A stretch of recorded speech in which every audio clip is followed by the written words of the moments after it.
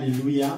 Dia lehibe indray raha sina babalana no iona amintsika amin'izao fotoana izao dia falibe indray ny tenako miona aminao eto androany ary dia manona fiadanan'ny tompo amintsika tsirairay avy izay tratrantsika eto amin'ity androany ity dia ny fiadanan'ny tompony ho amintsika tsirairay avy dia matoky sy mino fa ifampahireto indray tsika amin'ity androany ity.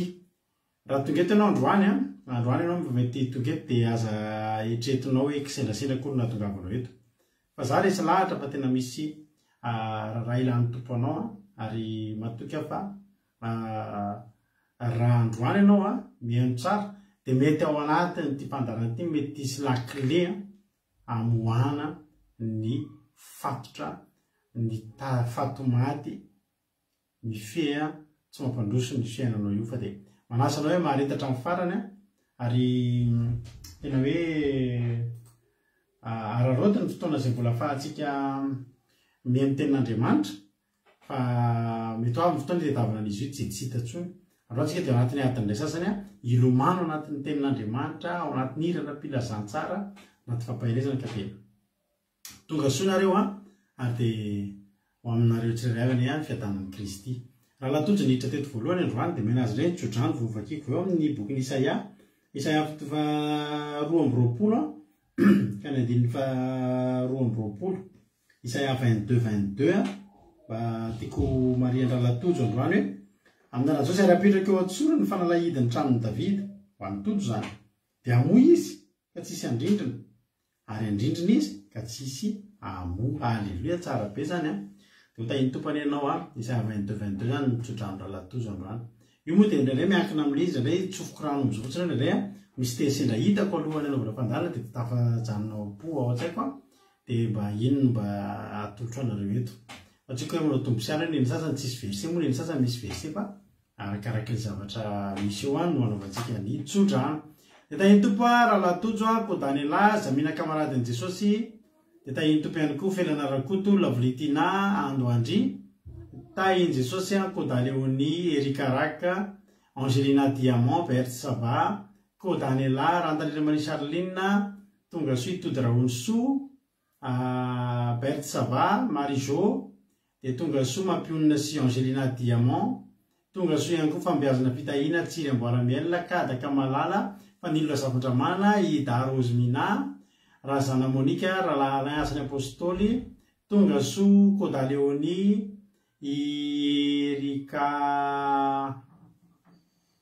Erika iza zao io ohatrany takona le anarana dia tsy fantatry Erika iza Kadaka Fanilo Zavandramana Ida Rosemina Sandolany Kadaka Razana Monika Tsiry Amboaramiel Aloe Vera Erika Anatra. Alleluia.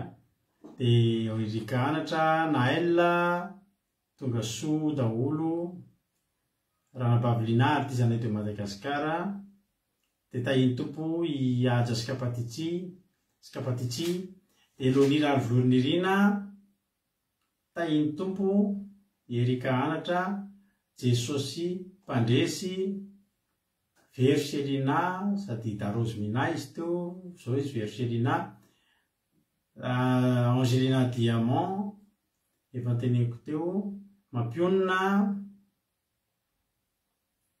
dia Marijo ihany koa Yama dia tahiny tompo isika miankavy ny aina mahiny soa tahiny Jesosy Jesosy natojo Maniko izy koa izay mbola tsy voategniko azy sy anteneniko efa narinareo tao lesy mivezivezy eo Soameva Tsiry Amboaramiel. Alleluia.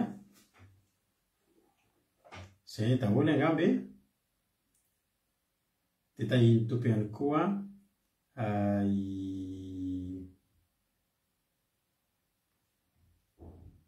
Razana Sylvie tahiny tompo dia mahereza daholo isika mianakavy maharetatra amin'ny farany.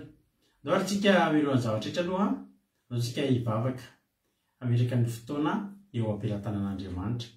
Androany ny ekipa miaraka amiko eto dia ranabavy Ida Rosemina na Verselina no iaraka amintsika anaty hitondratsika anaty vavaka fanomboana metraka fotoana ampirantan'Andriamanitra.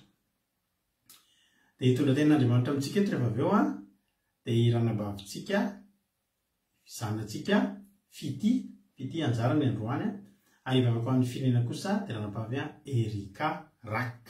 Efa misy Erika maromaro eto, misy Erika anatra eto, misy Erika eto, misy Erika Rak no hitondratsika anaty ten'Andriamanitra. Ka andao aloha apetratsika eo ampirantan'Andriamanitra fotoana andao ampandrosotsika ranabavitsika Ida Rosemina Verselina hitondratsika anaty vavaka fanomboana. Tany tompo ranabavy Selina anao ny fitenenana ranabavy Rosemina. Tainy tompo sika rehetra, tainy tompo manokana paster. Vavaka arisika alohan'ny fanomboana. Mankasitraka antsika rehetra sahady tonga tafavory indray andray ny tenin'Andriamanitra. Vavaka arisika. Tompo Jehova Andriamanitra rainay mahefany zavatra rehetra, ilay be voninahitra, tompony fahefana mahery sady mpandidiny zavatra rehetra. Dia ianao no ankofanay sy andrandranay eto ary mena voninahitra mandrakariva. Misaotra anao izay noho ny fitiavanao sy ny famindraponao rehetra, misaotra noho ny fanomezanao anay an'i Jesosy Kristy ilay zanakao namoy ny tenany ho anay ary manana tokonaina izay tao anatin'izany fa afaka amonjy anay tokoa ny raha maherinao masina Jesosy. Dia amindra fo aminay ianao Jehova Andriamanitra, amelanay amin'ny fahotana rehetra izay vitanay. Koa ankehitriny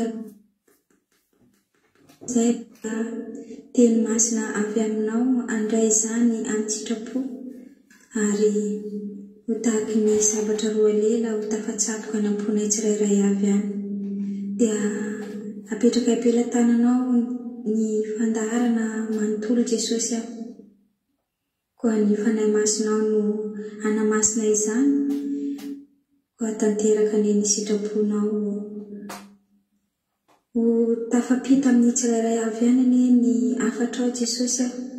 Dia amasiny tanteraka izany teny rehetra aloky ny vavan'ny sakaizanao izany, izay teny mamy avy aminao izany.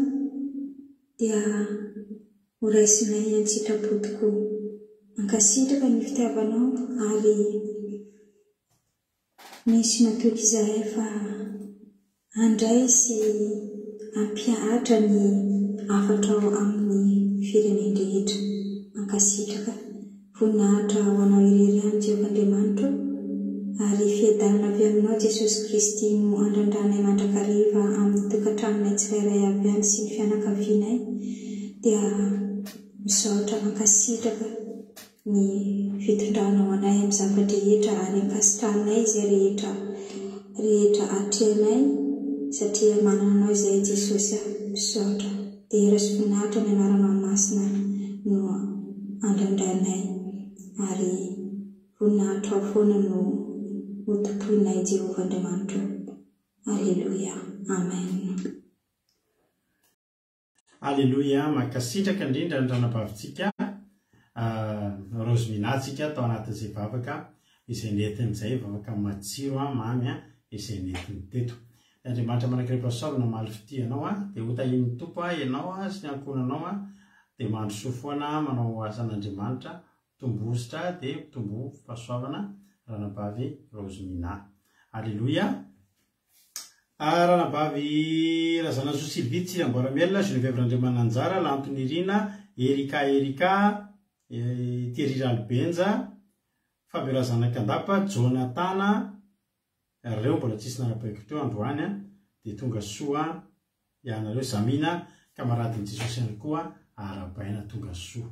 Alleluia. Iano toriteny aritsika milohan'izay rehefa nyloha dia mena fotoana kely anao maka baiboly maka toerana tsara dia iaraka tsika iano ten'Andriamanitra izay hoentin'ny fitia izay zanakay amin'ity androany ity. Izy nitondratsika anatin'ny ten'Andriamanitra.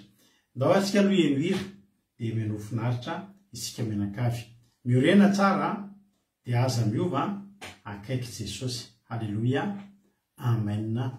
Ndao ary Nael le fananapeko teo artisan de Madagascar love litina tainy tompo daholo meno finaritra ray dia toritentsika ao aorian'ity iray ity. Amen.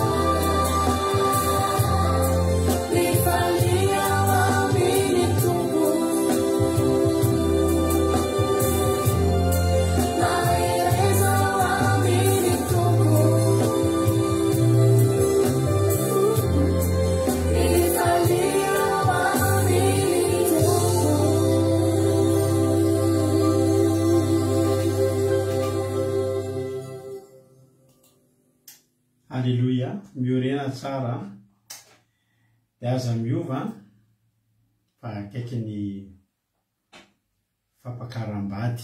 Alleluia.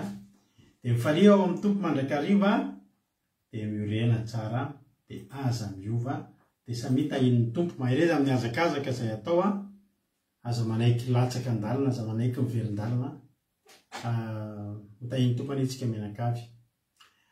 Mamy sady mampaheriny ireo izy mampiola zanaka andafy fa tsara iny iriny, mampiorona tsara mihitsy iny iriny.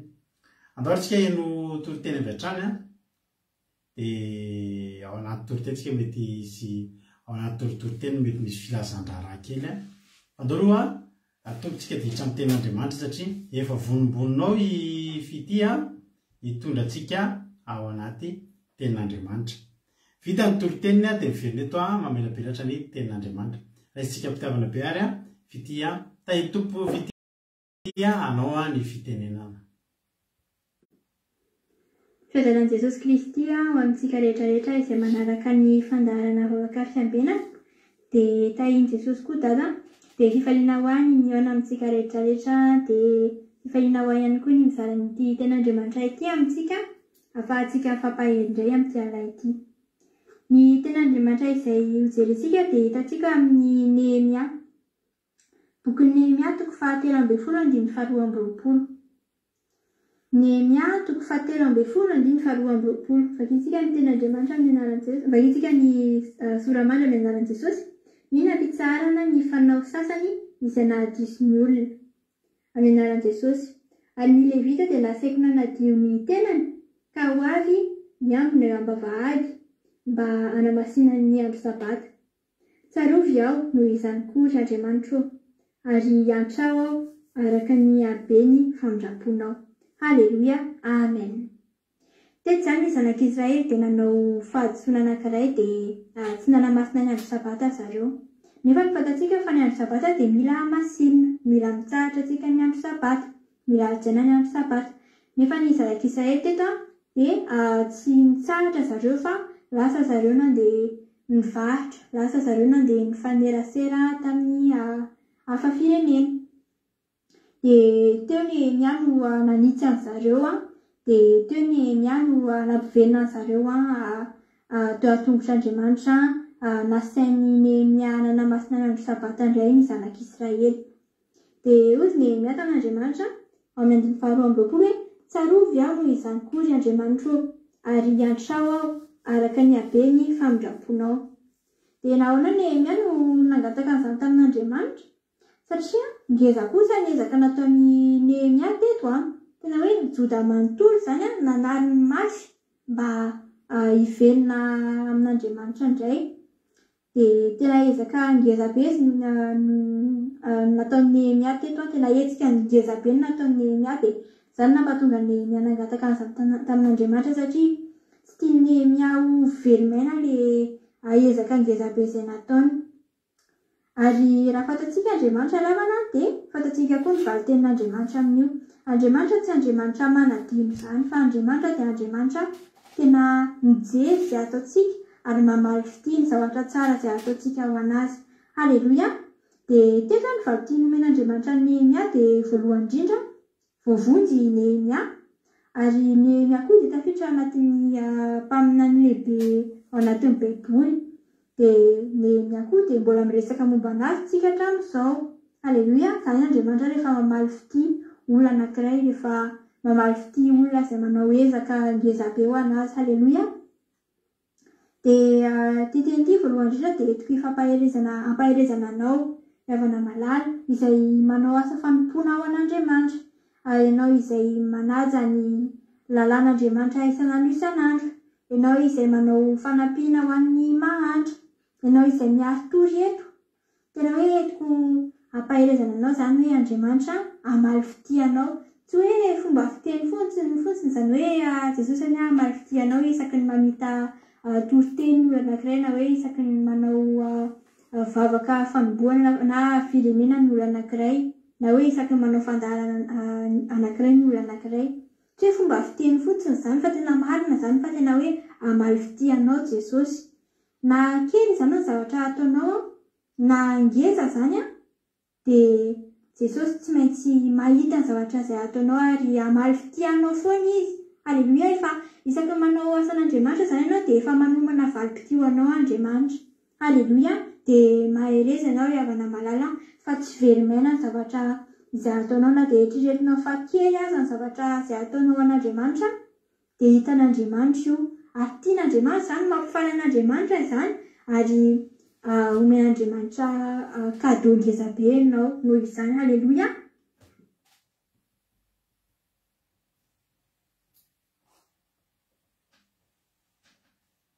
Ary raha ohatra ka hoe ianao mbola tsy nanomboka nanao asa fanompoana nefa ny te hanomboka, ohatra hoe te hanao vavaka fanombohana ianao na hoe te hanao vavaka firenena ianao na hoe te hanomboka zanam-pandaharana ianao dia aza matahotra ianao hoe sao dia tsy mamokatra akory ny zavatra ataoko, sao dia tsy mampahery olona akory ny toroteniko. Aza mieritreritra an'izany ianao fa Andriamanitra tsy miandry hoe vokatra avy aminao izy vao mamaly fity anao, tsy miandry hoe mamokatra be ny asa fanompoana izay ataonao izay izy vao mamaly fity. Fa Andriamanitra tsy miandry vokatra fa miandry mihetsika fotsiny izy, miandry mihetsika avy aminao fotsiny izy vao mamaly fity anao izy. Na le toe-po avy aminao fotsiny aza dia ampy ahafahany manampy anao voalohany indrindra manomboka ny asan'Andriamanitra tianao atao dia eo koa Andriamanitra mamaly fity anao. Aleloia. Dia aza matahotra zany ianao raha ohatra ka hoe te hanomboka hanao asan'Andriamanitra ianao fa rehefa manao le hetsika fotsiny ianao amin'ny fo dia azo antoka fa hamaly fity anao Andriamanitra ary hanome cadeau ngeza be ho anao Andriamanitra. Aleloia. Satria raha miandry vokatra Andriamanitra dia Nehemia zao tsy azo valim-pity satria manino na dia nampivelona zanak'Israely tao anatrehana aza Nehemia teto dia tao aoriana tao dia mbola mivelona nanomboka indray ny zanak'Israely, zany hoe tsy naharitra akory zany ny ezaka izay nataony Nehemia satria mivelona nanomboka indray ny zanak'Israely dia raha miandry vokatra zany Andriamanitra dia tsy nahazo valim-pity mihitsy ny Nehemia. Na mpanompon'Andriamanitra hafa ao anatin'ny Baiboly aza na i Joshua zany na Isaia zany na Mosesy zany na Eli zany. Elia nena na tena hoe fantatsika mihitsy ny tantaran'ny Eli tamin'ny fahagagana izay nataony tamin'ilay afo nidina avy an-danitra. Rehefa vita ilay fahagagana ravana dia tena hoe bebaka daholo ny zanak'Israely, mivelona tamin'Andriamanitra daholo ny zanak'Israely nefany tsy naharitra akory izany vokatra izany satria lasa nivelona nanotra indray ny zanak'Israely. Dia raha izany dia tsy nahazo valim-pity koa i Eli. Mosesy koa tsy nahazo valim-pity fa Andriamanitra soa Andriamanitra fa tsy miandry vokatra vao mamaly fity fa hetsika fotsiny no andrasana dia eo izy no mamaly fity, eo izy no tena hoe mankasitraka ny olona izay manao asa fanompoana ho anazy. Na ianao manaja ny lalàn'Andriamanitra isan'andro io aza anie na efa hetsika anie zany.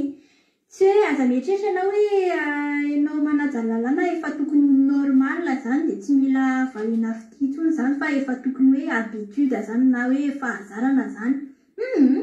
Manaja lalàna zany isan'andro dia safidy foana zany isan'andro. Dia raha ohatra ka hoe androany ianao tsy namono olona ohatra dia voasoratra anatin'ny bokin'ny fiainanao zany. Dia raha pitso ianao tsy mamono olona koa dia voasoratra ihany koa zany. Raha afaka pitso ianao tsy mamono olona koa dia hitan'Andriamanitra koa zany. Dia zany hoe manaja ny lalàna zany tsy hoe fahazarana zany satria ny lalàn'Andriamanitra zany tsy ohatra ny lalàn'ny olombelona zany. Ny lalàn'ny olombelona zao ohatra hoe ny lalàn'ny olombelona miteny hoe tsy mahazo mamono olona, tsy mahazo mangalatra ohatr'izany.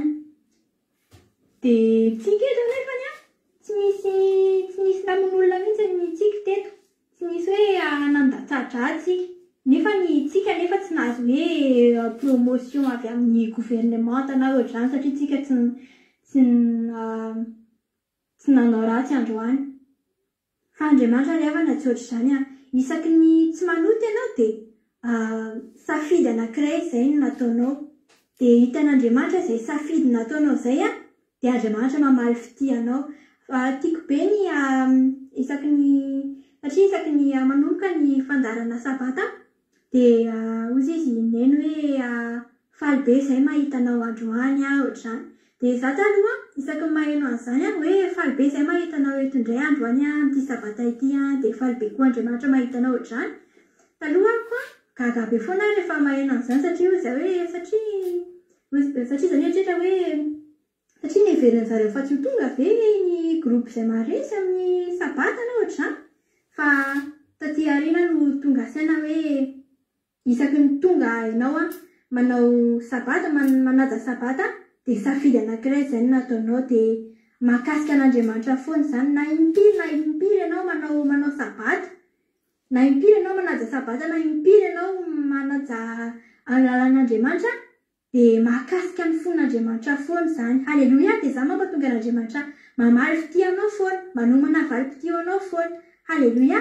Dia ianao zany na dia manaja lalàn'Andriamanitra aza dia ampy amalian'Andriamanitra fitianao dia toy izy foana zany fanompona dia ataonao zany toy izy foana ianao manaja ny lalàn'Andriamanitra, toy izy foana ianao mitian'Andriamanitra fa mahakasika ny fon'Andriamanitra foana zany. Andriamanitra tsy leo mahitanao manaja ny sabata, tsy leo izy mahitanao foana rehefa sabata, tsy leo izy mahitanao foana eo isakariva manaraka ny vavaka fianbenana, tsy leo izy fa voakasika foana izy isan'andro isan'andro.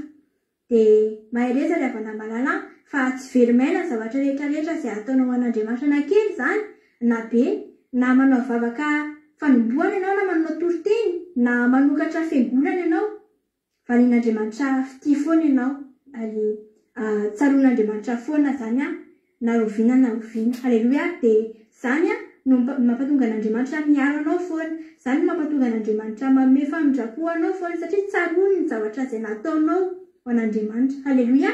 Dia mahereza ry havana malala dia tahin' Jesosy daholo tsika rehetra rehetra. Halleluia. Tahiny tompoko fity sotranao koa tamin'ny tenin'Andriamanitra fa mahafinaritra ny toroteny fity mahereza foana dia Jesosy koa efa maly fity anao. Halleluia.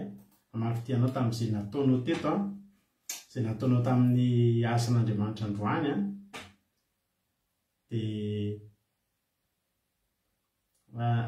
androany vakansa ny ankizy.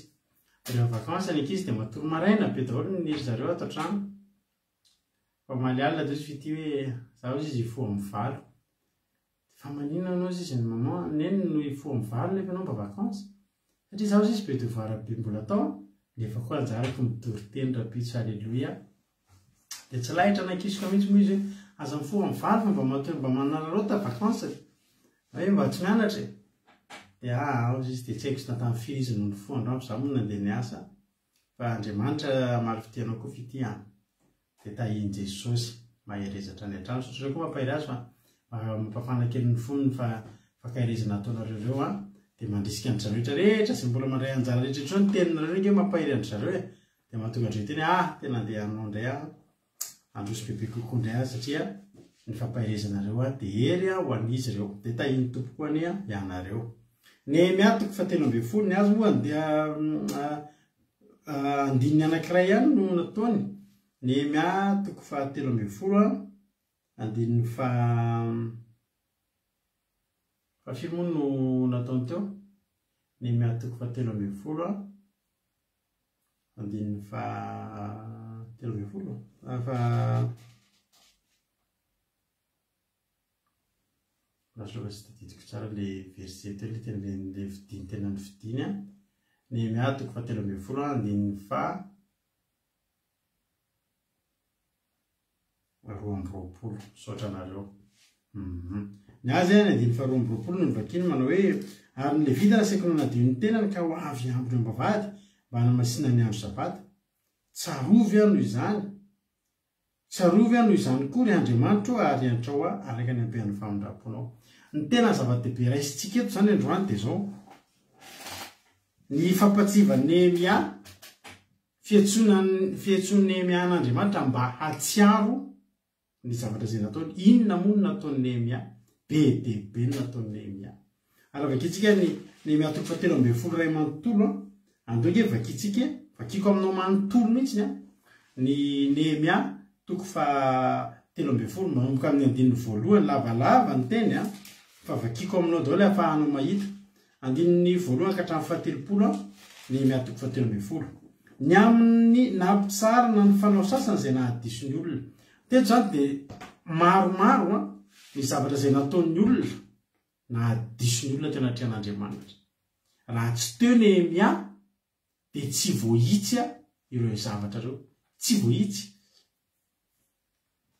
Ary teneniko anao fa ny hazo anankiray raha maniry ampaniriny dia mbola asiana n'ilay ohatsy ny arony iny aloha le zavatra manodidina azy. Tsy haiko na izy azy mpamboly rehefa mampaniry hazo tsika dia asiana zavatra manodidina anazy mba hitazona azy ahitsy ateny mbola kely.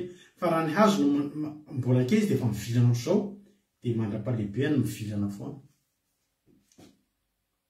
Soa ihany fa teo ny Nehemia izay nahasa ny joro teo anatrehan'ny olona maro be nanao fahadisoana ary tena tsy nikely sorika izy tena hoe tena nanitsy izy rehefa namalala. Jerena tsara aminaran'izao izay adiny voalohany tamin'izany andro zany dia novoakina teo anatrehan'ny olona ny teny tao amin'ny bokin'ny Mosesy ka hita voasoratra ao fa ny Amonita sy ny Moabita dia tsy mahazo hiditra ao fiangonan'Andriamanitra mandrakizay satria tsy nitsena hanina sy rano ny zanak'Israely izy fa nanamby an'i Balama hanozona azy ka azo napodin'Andriamanitra ho fitahina kosa ny fanozonana. Ary rehefa ren'ny olona ny lalàna dia navahany ihana tamin'ny Israely ny olona hafa-firenena rehetra. Naverin'ny mianampatsehivona ny olona ny zavatra izay nandidin'Andriamanitra azy. Rehefa adinodin'ny olona dia hoy ny tenin'Andriamanitra hoe ny Moabita sy ny Amonita aza ampidirina ao amin'ny fiangonan'Andriamanitra dia nandeha ny fotoana dia negoragora. Rehefa vao manomboka zavatra tsika zanak'olombelona indrindra isika netako tsika malagasy no mahazatra antsika dia voalohany tsara be mihitsy le ohatra hoe misy zavatra tsangana ohatra hoe manokatra orinasa tsika dia am'valopilina mivoy io dia mety dia pelo misoratsoratra tsara mihitsy ny lalàna azy any fa mivaralila migoragora. Misy fotoana rehefa misivy sasany ianao mbola tsy misokatra ihany manomboka kamokamo ianao na lafo betsaka ianao maly dia kamokamo ianao ifomany. Ditanao eny andalandalana rehetrarehetra eny migoragora ny fanompon'olon'Andriamanitra lasa nampidiriny tao amin'ny fiangonan'Andriamanitra ny Amonita sy ny Moabita. Dia niverena ny miany vakina amin'ny bokin'ny Mosesy zao ngeny tena netomboany io avana malala ary za tena mino fa amin'ny volana Desambra io dia hamaky bokin'ny Mosesy indray tsika eto amin'ny fandarana andramoka izao dia hanitsy ny olona amin'ny krismasy io. Averiko foana na dia tsy zakany sasany amintsika aza meno azy indraindray isika eto amin'ny fandarana andramoka izao dia tsy mankalaza krismasy. Ary ho avy zao ny volana Novambra dia eo ny olona dia manomboka mividy metsena sapin ohatr'izany fa za miteny anao deniny aty matetika fampianarana krismasy tsika hoe tsy fitsokony hitandrimantsika krismasy dia efa volana Desambra dia rehefa ao an-tranonareo fa misy an'le jiro mipilapilatra kely ireny vao tonga ny fampianarana. Fa tsy hanao takany tamin'ny andro vaksiny tsika efa nanomboka miparitaka ny vaksiny dia mbola nanentantsika fa ataontsika meloa be mihitsy mba tsy isin'le zay tsy nalala fa ny krismasy dia tena tsy vitan'ny hoe tsy fety ara-baiboly fa tena fetim-pahotana mihitsy fa avetabetana mihitsy no nentina niditra tao am-piangonana Amonita sy Moabita ireny aza ampidirana an'ireny ny tranonao. Raha tiana ho tahian'Andriamanitra hitoeran'ny fanamasina ny tokantranonao aza asiana an'ireny ao atokantranonao. Aza miara-maka sary amin'ny dada Benoely zany kory ny zanakao fa tsy endrik'Andriamanitra ireny ary tena sampy hiezaka moa tsika mampionina hitady fotoantsika amin'ny volana Novambra io ampianarantsika indray ny olona izay mety mbola tsy naheno ny amin'ny ao ambadiky ny fety krismasy io fa dia volony ao ambadika io. Fantatra fa misy olona toana eto mahainao an'izany, nefa ny marina tsy maintsy arangaranga ary tsy maintsy toriana ny marina. Fa ahoana moa inona ataontsika eto ry havana tsy hifananatra. Inona moa ataontsika eto tsy hanitsy ny zavatra tsy mety. Fa tsisy idiran'ny Père Noël mihitsy ao amin'ny Baiboly. Tsisy idiran'ny sapin mihitsy ao anatin'ny Baiboly ary tsisy idirana. Ohatra kely fotsiny mbola sonina ny fampianarantsika fa omeko ohatra fotsiny nareo. Fa tamin'ny etombohan'ny sapin, reny hitanao le boule de cristal kely dia reny le zavatra manjeranjeratra eny. Taloha reny harandoana ankizy. Izay ankizy vonoina atao soana dia atao miantona amin'ilay hazo. Dia taty aoriana navadika lasa reny boule kely mana. Raha zany fisaky ny mampiditra ny tokantrano zany ianao dia tadidio mijery an'io zavatra mangirangirana io, netombohana io karandoana ankizy izay avy vonona atao sorona no atao miantokantona eny ambony hazo. Anisanana azy hoe firy zany sorona vitantsika atao anatin'ny fampotampo dia antokantona eny. Dia isaky misy an'ireny eo misy ao tokantrano zao misy an'io sapin io dia isaky mijery reny dia tadidio fa karandoana ankizy netombohan'ireny tamin'izany fotoana izany. Mbola betsaka zavatra ho ampianarina antsika rehefa akaikaiky io fa raha mbola eto izahay eto amin'ny fandarina ny ramboka izaho dia hijoro tahaka ny Nehemia ampatsiahany olona fa tsy zany ny netombohan'izao filazantsara antsika izao. Tsisy idiran'ny dadabe Noely. Jereva ianao Baiboly raha mahita dadabe Noely dia raha mahita ianao dia tenenao dia jereva ianao amin'ny Baiboly raha mahita ny sapin hoe tokony ampidirina ny tokantrano be ny sapin. Le hazo tany anala, le fatsihana amin'ny fantsika sy ny marito tsy mahatazona ny tenany. Dia iny ngamba tsy ny sapin tapahantsika ny anala etsika miditra ao tokantrano iny. Fa avetabetanina reny. Androany ianao mety vao mahare an'izany, izay miteny anao androany. Aza manisy an'ireny ao tokantrano raha tianao ny hitahian'Andriamanitra ny tokantranonao. Zay ajantsika aloha ny amin'iny. Fa mafy ny zavatra nataon'ny Nehemia, mafy ny andraikitra nataony ndraisiny. Ary betsaka mihitsy ny zavatra nivata amin'izany fotoana izany. Ary rehefa nivady anisan'izany andininy faefatra indray zao tsika taloha zany Eliasiba pisorona dia voatendro ao amin'ny efitrano ao amin'ny tranon'Andriamanitra. Andriamantsika sady havan'ny Tobi akaikiny. Havan'ny Tobi akaiky izany. Dia efa nanamboatra efitrano lehibe ho azy dia ilay nitehirizana ny fanatitra hohanina fahiny mba mididika azo mampofona sy ny fanakary ny ampafolo ny vary sy ny ramboroboka sy ny dirilo izay anjara voadidy ho an'ny Levita sy ny mpihira ary ny mpiandry varavarana ary ny fanatitra sanatra ho an'ny mpisorona. Tamin'izany rehetra izany dia tsy mba tany Jerosalema fa tamin'ny taona faharoa amby telopolo nanjakany Artaxerxes tsy haiko foana manao nanisako manao an'io Artaxerxes mpanjakan'ny Babilôna no natongavako tany amin'ny mpanjaka. Fa noho taoriana kely dia nihina tamin'ny mpanjaka ary nakany Jesosy maka nahita ny ratsy nataon'ny Eliasiba tao an'ny Tobi tamin'ny nanamboarany ny efitrano azy tao akaiky ny kianjan'ny tranon'Andriamanitra. Ny tranon'Andriamanitra, ny efitra masin'Andriamanitra zany natondra lasa feno zava-betaveta. Andiny vavahady dia nalahelo indrindra ahako ka navoakako ny fanaka rehetra izay any Tobi hiala amin'ny efitrano ary nasaiko ny diovon'ny olona ny efitrano dia naveriko tao indray ny fanaky ny tranon'Andriamanitra mba amin'ny fanatitra hohanina sy ny didikazo manimpofona. Izany hoe namerina tamin'ny laoniny nitondra fanadiovana, nitondra fanatsarana tamin'ilay efitr'Andriamanitra lasa feno zava-betaveta izay any Tobi zany ry havana. Sary-piaro i Nehemia ny amin'Andriamanitra, sary-piaro tamin'Andriamanitra izy. Zava-dehibe zany. Ary raha tsy teo Nehemia dia nitohy voaloto sy voatevateva ny tranon'Andriamanitra tamin'izany fotoana izany. Andiny vavolo hitako fa tsy voalohany fiveloman'ny Levita, samy efa nandositra ho any an-tsahany avy ny Levita sy ny mpihira izay nanao ny raharaha tamin'izany andro zany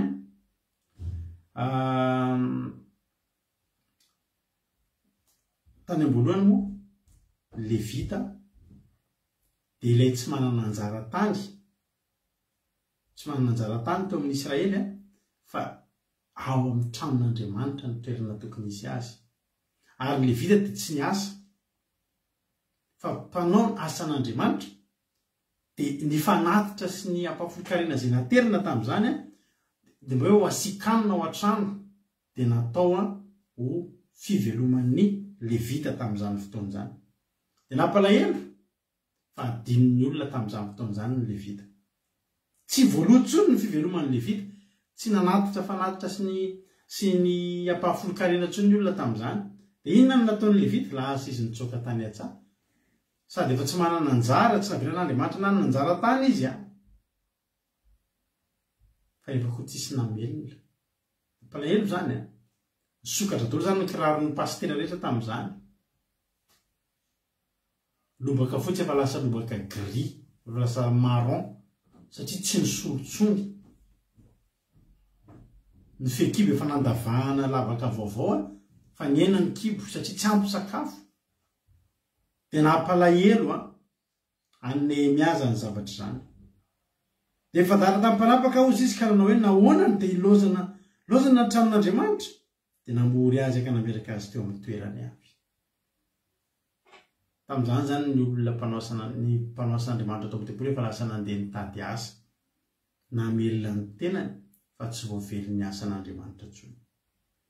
Dia inona nataon'ny Nehemia? Naveriny, natsony tao ndao rahalahy, ndao fa ataontsika izay mety fa asa vela ny tranon'Andriamanitra. Ny levita ingeravana tena zavatra ngeza be ny asan'ny levita. Ny asan'ny levita mamelona, mampatamana fanamasina anatin'ny tempoly. Eran'Andriamanitra. Nezaka mitazona ny fanatrena ny olona tonga eo mangatapitahina amin'Andriamanitra, mivavaka amin'Andriamanitra, mandray ny valim-bavaka. Henon'Andriamanitra, iza ny nampijanona n'Andriamanitra tao? Ny levita. Nefa tamin'izany fotoana izany efa lasa nitsoaka any an-trano ny levita hitady sakafo. Nona ny levita. Ry havana malama. Ary teny amintsika rehetrarehetra androany fa asa ngeza be nataon'ny Nehemia. 12 ary nentin'ny Joda rehetra ho any amin'ny trano fireketany ny ampafolony vary sy ny ramboloboka ary ny diloilo. Ary nanendry mpitandrina ny trano fireketana dia Selemi, Salami, fa Selemi mpisorona sy Zadoka mpanoratra ary Pedaya avy tamin'ny levita. Ary manarakaraka azy telo lahy dia Hanana, zanaky Zakora, zanaky Matani, fa natao mahatoky ireo ary ny adidin'ireo dia Mizara ho an'ny rahalahy. Tanao tena nametraka rafitra mihitsy Nehemia, nametraka olona Nehemia. Zao mba tenin'ny Nehemia any amin'ny 12. Tsarovy ano izany ry Andriamanitra, ko aza kosehana ny soa nataoko tao amin'ny tranon'Andriamanitra sy ny amin'ny raharaha tokony atao. Nangataka zany Nehemia hoe mba tsarovy Andriamanitra tamin'ity zavatra rehetra izay nataoko anao. Nanao izy dia nanam-panahiny any izy hoe so mba tsy hitan'Andriamanitra ary zao fikelezana ina izay ataoko zao izy. So dia mba tsy hitan'Andriamanitra ary zao fahafoizatenako, zao sakrifisy izay ataoko zao. Nikely aina izy.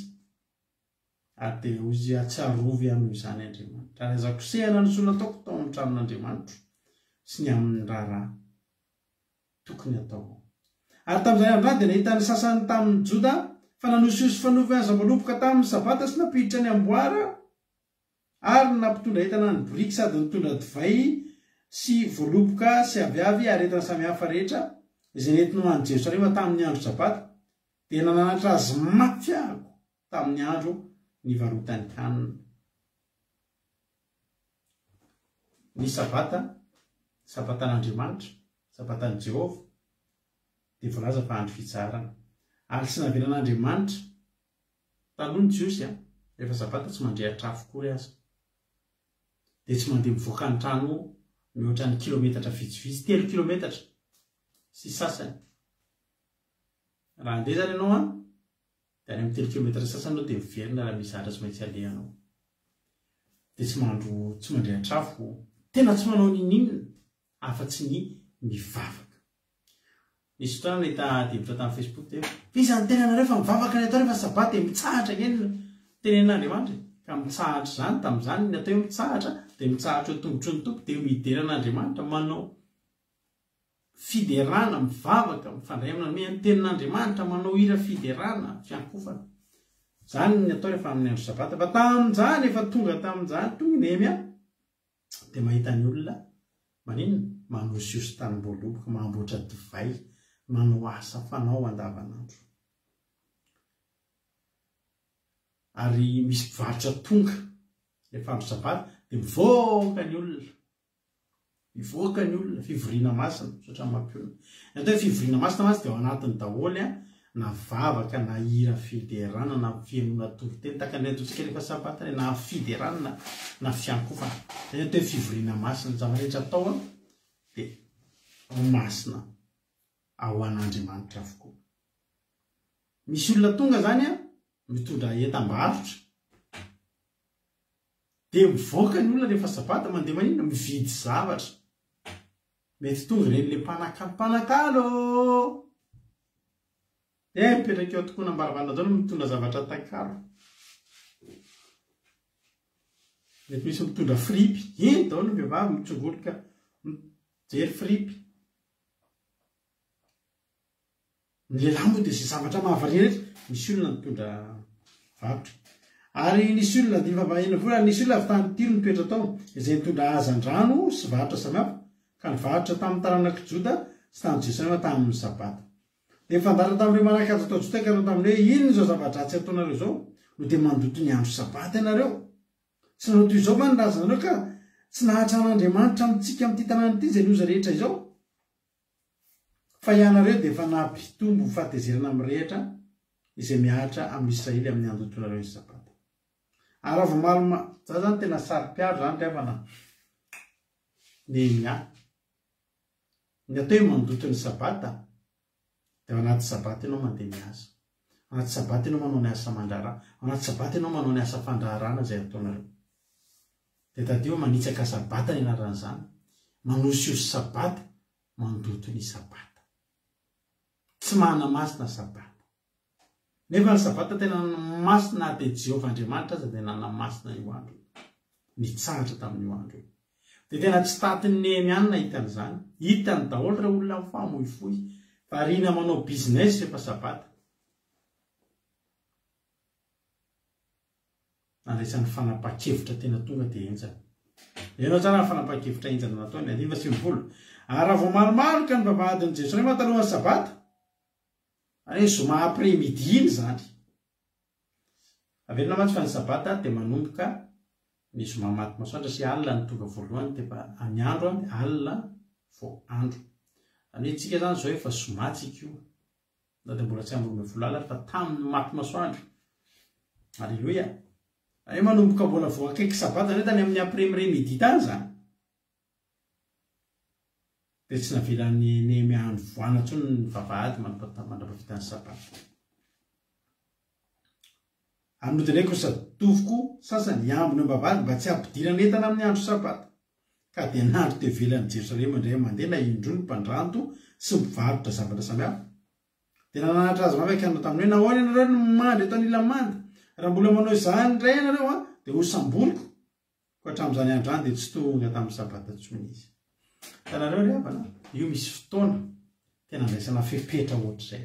Io zany raha hoe io mandeha tsikelikely na hoe io fa io tonga dia raisinao mihitsy ny fepetra midiny vavahady izay taloha tao tokantramonay izay no mivarotra. Misy fotoana zany rehefa nanomboka nandroso ny fitahin'Andriamanitra teo amin'ny fiainanay dia niala tamin'ny asako tamin'izany.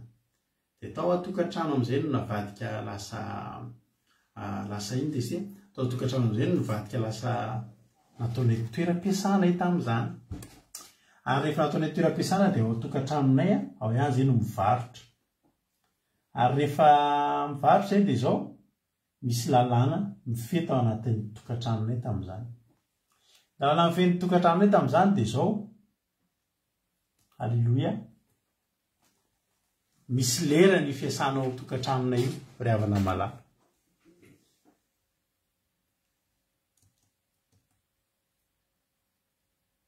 Alleluia. Tsy mahafantatra ny olona tamin'izany fotoana izany. Fa ny anay ao tokantranonay dia misokatra ny société ary ny tokantranonay vavahadinay misokatra ho an'ny olona tamin'izany tsy olona rehetra rehetra zao afaka miditra ao tokantranonay daholo. dia manomboka ny lahady io misokatra, manomboka ny sabata alina ka sabotsy alina. Any misy fotoana rehefa avy mivavaka izy mbola misy olona tonga ihany rehefa tsy dereraka dia mbola afaka mivarotra ihany, mivarotra tomobile moa ny asany, sady manamboatra tomobile tamin'izany ao tokotany indray sady garage no fivarotana tamin'izany. Dia misokatra ny orinasa manomboka ny lahady maraina hatramin'ny zoma hariva amin'ny 5 ora io sasany eo. Dia ny mpiara-miasa amin'ny rehetra mahafantatra daholo hoe didiovina ny fitaovana alamina ny tokotany mety vavady amin'ny 5 hariva, 5 sasany hariva. Misy olona tena mandondona amin'ny 9 hariva, amin'ny 9 sasany. Zatra le taloha satria ny anay misy fotoana ao atokantramonay na amin'ny 12 alina ary misy olona tonga ny antony dia zao. Misy olona avy any amin'ny province tamin'izany hividy tomobile aminay mahita amin'ny gazety dia ka zao miana ty Fianaratsoa zay, manana client zay avy any Fianaratsoa, avy any Tamatavy, avy any Majunga. Miana ty maraina zay dia tonga any amin'ny alina. Dia ao anaty alina be ao ny tonga dia ampiretina ny jiro dia eo no manao ny fifampivarotana isan-karazany. Fa rehefa sabata ny zoma manomboka amin'ny 5 ora sasany hariva mihidy ny vavahady. Raha mandondona eo no amin'ny 9 dia tsy mivotsony, dia tena valiany garantia mihitsy hoe tsisy azo atao ntsony mihidy. Satria maninona? Satria tandrina andro sabata. Indray ny olona tamin'izany tena fa maninona koa ary ny manao, maninona raha mba voaina kely io.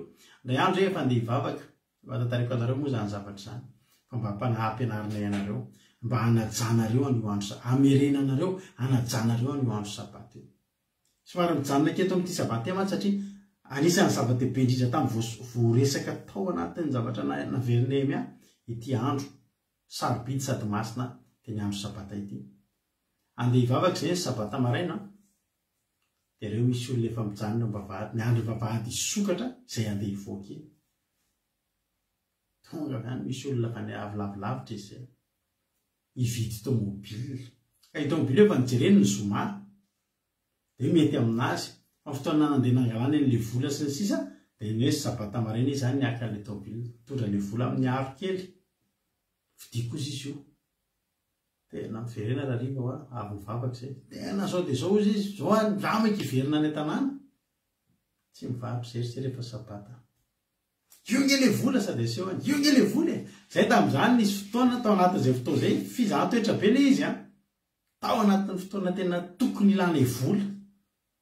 Efa kely ny eo-piantana efa tokony mahalafo tomobile indray. Io izy le vola e. Toy izy mpanera mantsy anahy tamin'izay. Ory dadafara ka dadafara moa fiantson'ny olona anahako. Ory dadafara. Io ray sosisy fa io nge vao mihodina dia lasa n'olona atsy anaty izy ka tamin'izany.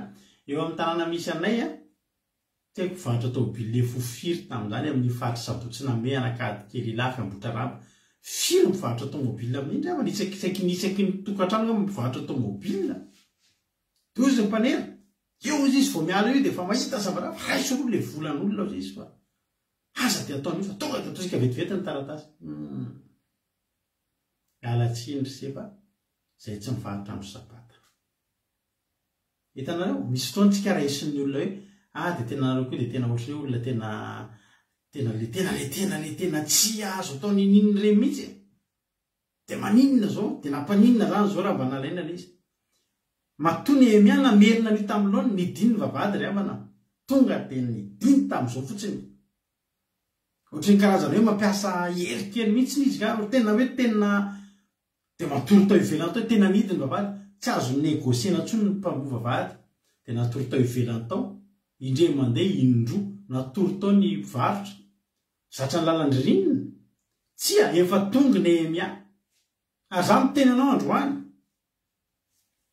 Fa ity fandarana andramoka izao ty efa tonga ity. Amerina indray. Amerina. Izay rehetra efa dimidiminy olona.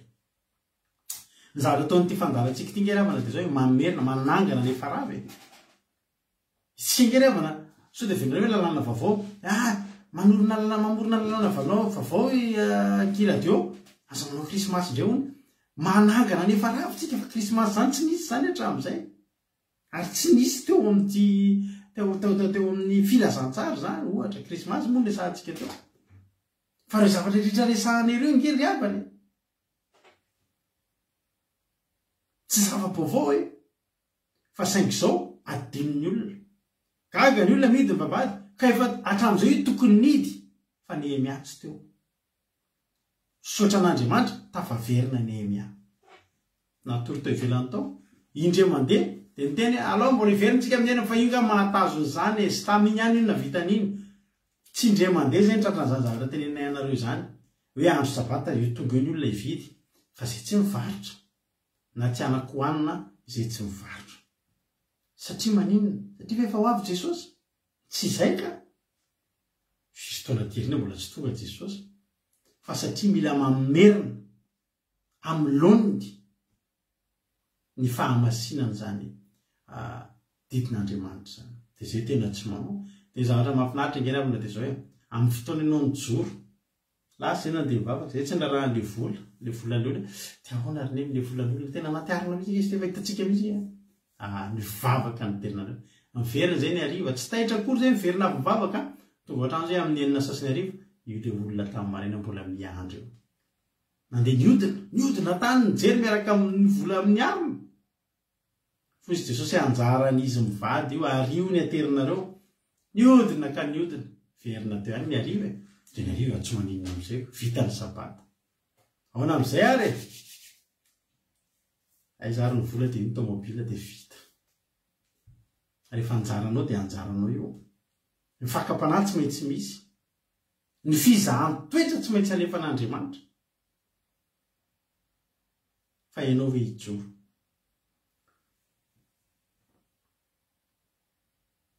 de nahary teo ivelany Jerosalema indray mandeha na indrony ny mpandrato sy mivarotra ny zavatra samihafa de nananatra azy mavaka ny taminay raha hoana ianareo ny mandry eto anila manda raha mbola manao an'izany nareo de hosamboriko raha vo mbola andro sabaty nareo ny tonga eo halleloia ry havana ary ny Levita de nasaiko nanadio ny tenany ka ho avy miambina eo am-bavady mba hanamasina ny andro sabata miverina nanamasy tena ny Levita alohan'ny sabata tena hoe nanamasy tena mimana eo amin'Andriamanitra ao halleloia rehefa andro somatsika de tena io tokony andro tena iomanantsika tena tokony hitandrematsika io andro soma io mialohan'ny andro sabata manomana fo saina sy fanahy eo amin'Andriamanitra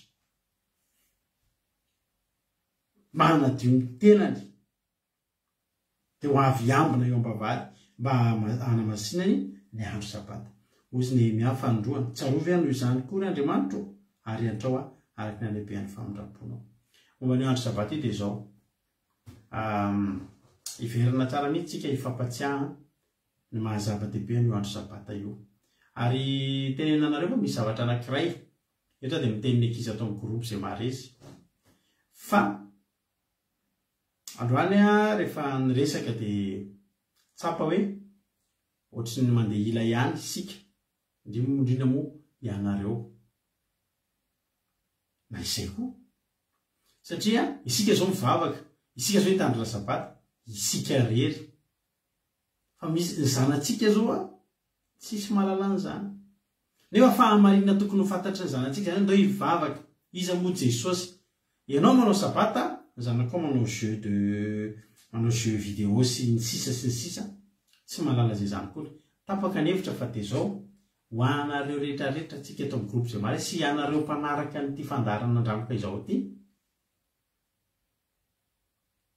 de hosokafatsika ny sekoly sabata ny atao hoe sekoly sabata de sekoly ohatry ny sekoly alahady tamitsika mbola kely natao ho an'ny ankizy ampianarana ny ankizy de ny mbola kely ny amin'ny fanjakan'Andriamanitra ny amin'ny filazantsara iresaka momba zay tsika rehefa anaty fivoriana rakizy fa efa nanomboka ny volavolainy zay zavatra zay ho tanterahantsika zay isokatra ny sekoly sabata eto fandarana andramoka izao de ny ankizy rehetra ny zanakareo rehetrarehetra zao so avelantsika manjenijeny tsony fa teny mbola kely de ho zarintsika amin'ny lalina tokony alehan'ny ankizy Alleloia.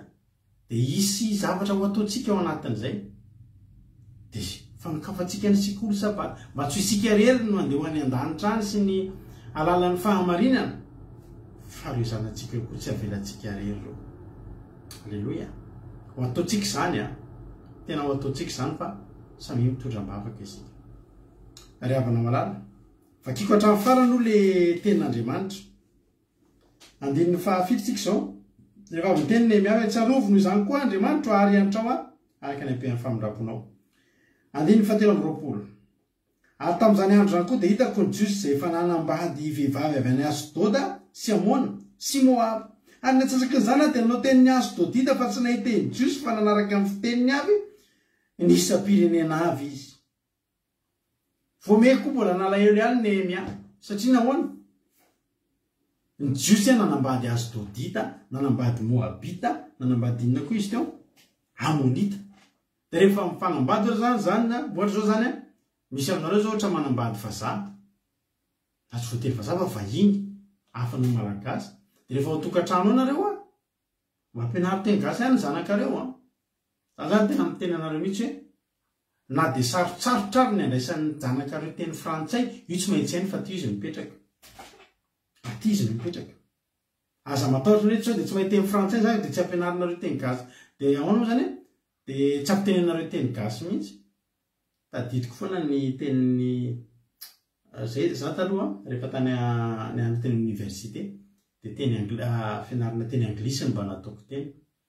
Dia rehefa eny moa zany ianao na dia hoe teny anglisy ary no ianaranao eny amin'ny anjerimanontolo dia misy matière atao hoe malagasy ohatrindrentsika aminao malagasy ny ampianaran'ireny. Dia tsy adiniko ny tenin'ny mpampianatra manao hoe gaga aminareo izy hoe anglais ny akarinareo ety nefa nareo anao malagasy ihany nefa nareo malagasy. Dia tsisy tokony hagaga anareo zany izy satria izao ianareo izy tsy hahay teny anglisy mihoatra ny amerikanina sy ny anglisy zany. Na hianatra 20 taona teny anglisy ary nareo na 50 taona teny anglisy tsy hitovy amin'ny anglisy teraka voateraka teny anglisy. Fa ny tokony ataonareo mahay teny anglisy fa mifeny teny malagasy ihany koa. Dia rehefa tonga teo izy nareo dia fehezinareo ny teny malagasy dia mianatra teny gasy any amin'ny université mianatra misy matière teny matière teny hoe taranja malagasy mihitsy. Ny zanakareo ampianary teny gasy na teraka taty andafy. Ny zanakareo tena miezaka izay miezaka izay mampianatra an'ireo teny gasy reo. Ny zanakareo laky ireo dia efa miteny foana isaky ny dada inona kay ny voiture amin'ny teny gasy dia tenanao fianako ty. Dada inona kay ny anina amin'ny teny gasy dia tian'izy roa lahy mihitsy manontany izay dia ampianary dia hainy tena ilay zanaka farany fiainana vao nakilazy universitaire maly tena mahay teny gasy iny tena mahay teny gasy. Dia ny tiana teneniny tokoa zany kambana tamin'ny olokapany zany ny Jiosy Gabriel kely amina teny gasy Suzelle sady miandra sekoly sabaty nefa kelikely eo. Ry Rohim zanaky ranabavy Rosemina ry izy reny ry zanaky ranabavintsika ry Eden kely zanaky Marijo reny kelikely reny tena nalefa ny bebe ary ataontsika mianatra teny sekoly sabaty daholo reny. Fa nahasaro-piaro ny Nehemia lasa tsy nahay teny Jiosy tsony ny zanaka Jiosy fa nandray ny le fitenin'ilay vadiny. Ny efim-palan'izay dia izao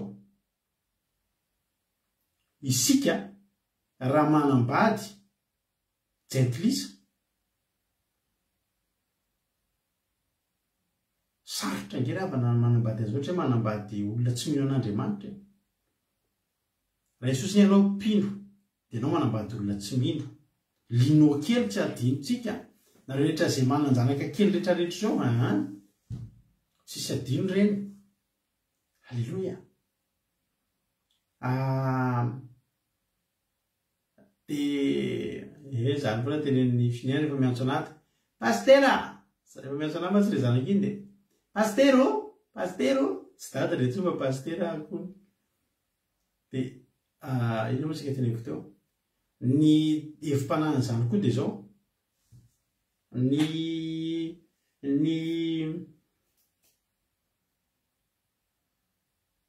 ianao a miteny jiosy zany ianao zany manana filazantsara mivavaka ianao kristiana miaraka amin'olona tsy mivavaka de ny tena olana tsy le olona tsy mino ny voatarika eo ino fa ianao no mila tena mitandrina sao voasarika ka lasa tsy mahay teny jiosy etsony ianao fa lasa teny Asdodita ny ianao na teny Moabita Noemia kely koa mialatsiny fa tsy hoe adiniko daholo nareo fa zay tonga tao an-tsaiko fa Noemia kely zanaky Labavelika koa anatin'izany. Halleloia.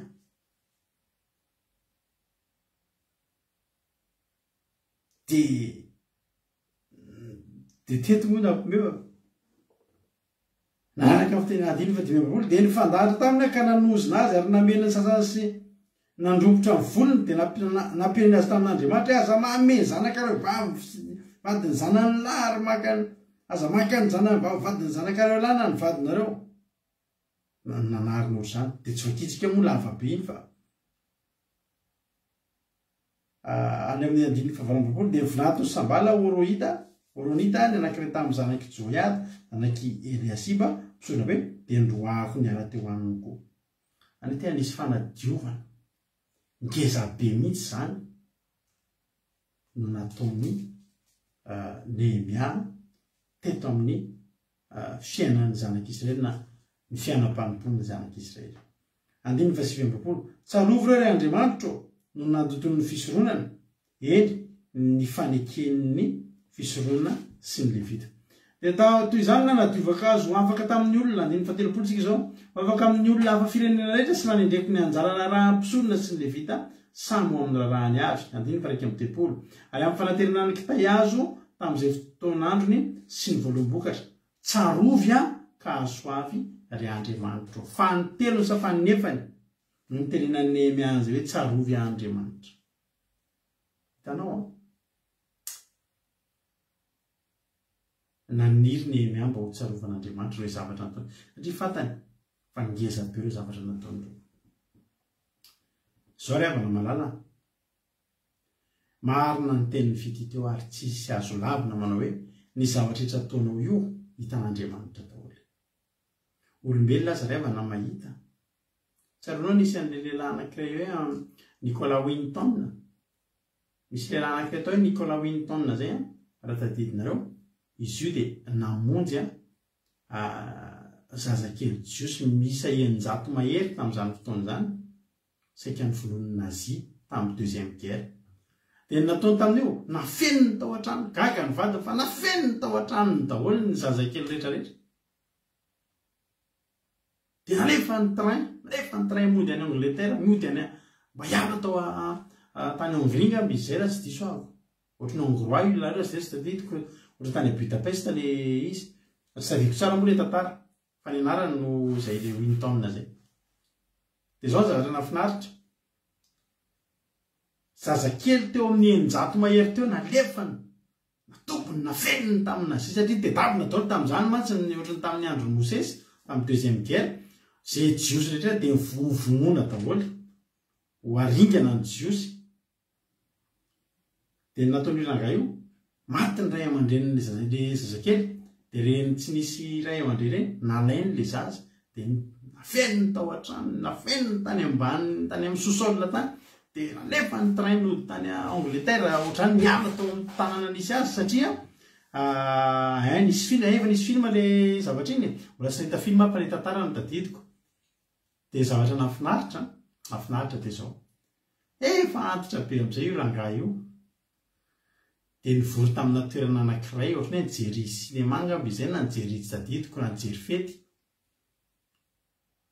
de gaga be izy fa ny olona mpijery rehetrarehetra tao efa lasa olon-dehibe daholo reo ankizy 900 mahery reo ny famory nafinaritra zany de tonga tao amin'ny toerana io de nirabana azy latsaka ny raha de miprezante tamin'ireo reo ankizy reo olon-dehibe hitanao reo daholo le olona narovanao tam'izany fotoana zany. Tam'izany izy mbola kely fa ankehitriny efa olo lehibe fa lehibe daholo tonga ny saotra ny tomany le rangahy.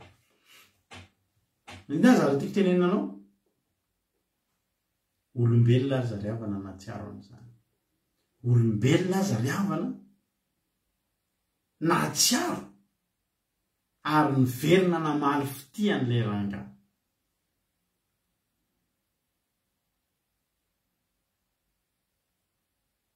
Tsaroko rehefa nalaza be tamin'izay mbola kely tantatarendro mamana hoe le présidentsika tamin'ny voalohany président Tsiranana iny rehefa mamangy firenena mamangy tanàna dia rehefa alohan'ika ba izy dia misy olona mandio ohatra manao tononkalo kely na mandio eo mamaly fariasa dia mahazo vola taratasy.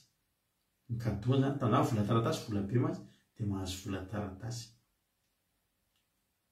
I Paoly dia niteny tamin'ny Timoty Paoly tao eo akitsika kelivety any Timoty faharoa. Timoty faharoa andiny voalohany toko voalohany andiny voalohany. Paoly apôstôlin'i Kristy Jesosy no sitrapon'Andriamanitra mba ho mpitory ny teny fikasana milaza ny fifianana izay ao amin'i Kristy Jesosy mamangy Timoty zanako malala ho aminao any ny fahasoavana sy ny famindrapoana ny fiadanana avy amin'Andriamanitra ray sy Jesosy Kristy tompontsika. Andiny fahatelo. Misaotra an'Andriamanitra izay tompoko araka ny nataon'ny razako tamin'ny fiatretana madio fa tsy manam-pitsarana akory ny fahatsiarovako anao amin'ny fivavahako andro aman'alina ary maniry ahitanao satria tsaroko ny ranomasonao mba ho feno fifaliana fa nisy nahatsiarovako ny finoana tsy hoe tsara velatsy izay ao anatinao izay nitoetra taloha tao anatin'ny Loiza renibe anao sy Enoika reninao ary matoka tao anatinao koa zany. Hitanao riavana misy fotoana Paoly mivavaka ny alavitra any dia mivavaka ho an'ny Timoty dia tsaroany ny ranomason'ny Timoty noho ny fitiavany an'Andriamanitra. Tentenanao androany olombelona ary matsiaro izay mba mety hitany mety indre mandeha hitany Paoly nitomany Timoty fa tsy adininy fa Andriamanitra impirina hitany Timoty nitomany satria tsy voalohany tamin'ny toman'iny Timoty io. Misy lehilahy anankiray lehibe any amin'ny Baiboly any amin'ny Isaia atao hoe Ezekia ny anarany narary mafy io lehilahy io any amin'ny Isaia 9:30 misy an'izany. Rehefa narary mafy izy dia voalaza hoe tonga Isaia ny teny hoe ho faty ianao fa atao veloma ny fianakaviana. Izao ny tenin'Andriamanitra amin'ny Isaia 9:30 andiny faharoa dia nitodika anakany amin'ny rindrina Ezekia ka nivavaka tamin'i Jehova hoe Jehova Egareka ho tsarovanao ny natehanako teo anatrehanao tamin'ny fahamarindra sy tamin'ny foko rehetra ary nanaovako izay rehetra teo masonao dia nitomany mafy dia mafy izy. Zay sisa ny tao am-bavany. Nangataka tamin'Andriamanitra fotsiny hoe mba tsarovy aho. Tsarovy izay nataoko teo anatrehanao. Dinona tokoa. Tsaroviko izay Andriamanitra. Eloko, aritako. Velomoko indray eny. Nehemia ravana malala na tsy nangataka ary hoe tsarovy dia za teteny aminao fa tsaroan'Andriamanitra ary tsisy niafina tamin'Andriamanitra ary tsarony. Marina be ny tenin'ny fititio ary misaotra ny fitiana hampahirana rehetrarehetra zany. Fa Andriamanitra tsy miandro ny vokatry ny zavatra nataonao vao hamaly fitianao. Ary za dia zatra miteny an'izany nareo foana hoe Jesosy hamaly fity. Satria dia Jesosy tena mamaly fity. Halleloia. Tena mamaly fity Jesosy rehefa namalala. Ny zavatra izay ataonao an'Andriamanitra tsy misy kely na be. Tsy misy ety kely nataonao dia efa liko tsara ianao. Fa ny hetsika rehetra ataonao an'Andriamanitra dia raisin'Andriamanitra mifoly. Ary Andriamanitra tsy miandry ny vokatra hoe nitory teny ianao dia miandry an'ireny olona ireny iova fo tonga mpanompon'Andriamanitra Andriamanitra vao hamaly fitianao. Misy amin'ireny dia miverina misotro toaka ihany. Ary tsika dia setra n'izany foana za mandika ny mivady ity dia zao zavatra mbadiniako tena betsaka ihany neny ny zavatra nataontsika ohatry hoe inona ary mba vokatra ireny zavatra natao ireny. Misy fotoana amataonany isan'andro zay isaky ny lakamisy alina zay efa tantarainareo teto mandeha mitarika ny tanora am-piangonana ndray tamin'izany mitory teny eny amin'ny zanaky ny alina eny amin'ny toerana feno zanaky ny alina amin'ny alina miaritra orana misy fotoana avy diorana misy fotoana mangatsika be mihitsiny mody tamin'izany matory any an-tranonay ny rafozanay tamin'izany fitireny tena mbola kely fitisy finoana io mbola fitireny toriteny teo mbola kely mbola bangaridana kely izy tamin'izany dia le rafozanay mamamapionona ny any an-trano dia mikarakara ny ankizy fa zay mivady mivoaka amin'ny alina tsy mivelona raha tsy maraina mandeha mitoriteny teny ratsy ny azonay lasana mba malala to dia teny ratsy mivaliny any rehefa mitoriteny any misy manondraka toka tampoka izany ianao manisy sofa le ny olona ratsy dia misy fotoana zay inona ary mba vokatry reny tokoa misy fotoana ianao ohatra manao hetsikitsikitranao zany inona re Andriamanitra ny vokatry reny ka Andriamanitra tsy niandry ny vokatry reny ny olona zanaky ny alina tamin'izany mety naretoriteny mbola zanaky ny alina izy mety mandraky ity ny androany fa ny tiako ampahirezanao ny zavatra nataonao hitan'Andriamanitra reny tsy mila mangataka koa ianao androany hoe tsarovy Andriamanitra fa tena tsaroan'Andriamanitra ny zavatra nataonao aza kivy fa raha zay mivady reto ravana no zany tokony efa ely zay mikivy hoe inona zany ny vokatra mivaingana zaho misy fotoana mandeha dia mandeha mitoriteny an'ireny tsena be reny tsena be eny amin'ireny tsena be ohatra hoe talata zao dia any talata ny volonondry ohatra hoe larobia dia ny larobia Ambatomanga alakamisy dia alakamisy eo Fenorivo ohatrohatr'izany dia ao foatsena eo lasana mba malala inona ary ny vokatra reny tsy mbola nahita olona ray avy talata ny volonondry nanatona tamin'izany hoe mba hivavaka fa za tena nanao an'izany tamin'ny foko tena maina ny tedanao eo amin'ny vovoka eo ampovoatsena eo anao mamofoka da atao eo amin'ny toerana be olona mihitsy etsy mivarotra paraka gasy etsy mivarotra toka gasy fa ianao miokaoka lasana mba malala inona ary ny vokatry reny tsy fantatra tsy hita inona ny vokany tsy hita inona ny vokany ary za tena resy lahatra fa tena efa ela zay mivady reto ny zatra nao zavatra tsisy vokany misy fotoana nanao an'ireny clip reny mampionona nanomboka tamin'ny taona 2008 izy nandeha rehetra taloha mantsy mampionona tao anatina groupe foana dia nandeha reny zay izy nanomboka 2008 dia namoaka an'ireny rakikira reny CD reny tamin'ny 2009 dia nanao promotion an'ireny VCD reny zany DVD tamin'izany dia lasa raha teo aloha ny anay ny CD da mantsika hoe firy mba lafo vola fa dia zaray fotsiny angezany natao matraka azy amin'izany vola zany lany zany toety radio maka an'ireny maratona an'ireny olona mpikarakara fandarana amin'ny télé reny dia le miditra amin'ny hitanao le ina moa le hirany ohatrany hoe hit parady moa sa ohatr' izany reny manao zavatra anao fampisehoana zay mampionona indray andro dia le fampisehoana amin'io ny olona ohatra ny andraisam-bola reny raha tsy diso manao fampisehoana mba hidiram-bola fa ny anay etoa fety akanjo n'ireo mpandihy ny mpisehatra rehetrarehetra nanao miantoka sonao mitondra sonao avy any Antananarivo mandeha mamory olona manao asa fitoriana raha io ny mampanakarena 4000 mampiolona io amany raha io manao an'ireny fa tena riavana tena misy fotoana amin'ny alina rehefa somaita aloha rehefa andarana misy andrata io atao mampiolona io efa nataony io hatramin'izay fa tamin'izany fidirana sy fiankofana anaran'ny fandarany amina radio zay dia io radio io hitanao io ny rova eo amin'ny rova Manjakamiadana mihitsy dia eo misy raha tohatra midina zay any ambany maizina zany lalana zany dia iny fandarana iny ataony isaky ny amin'ny fito ariva mitovy amin'io mihitsy amin'ny fito ka hatramin'ny 9 alina sa fito ka hatramin'ny 7 sasany alina manao le fidirana hoe fidirana sy fiankofana. Zay miperaka ny akady kely ilafy a dia any amin'ny rova Manjakamiadana no radio anaovana ny en direct. Dia zay tamin'izany fitisony ireny mbola kely. Dia za mijanona mitaiza zaza dia izy miaingana trano amin'ny 5 sasany sy embouteillage ady lalana efo adiny 4 iny satria embouteillage sisy mandeha.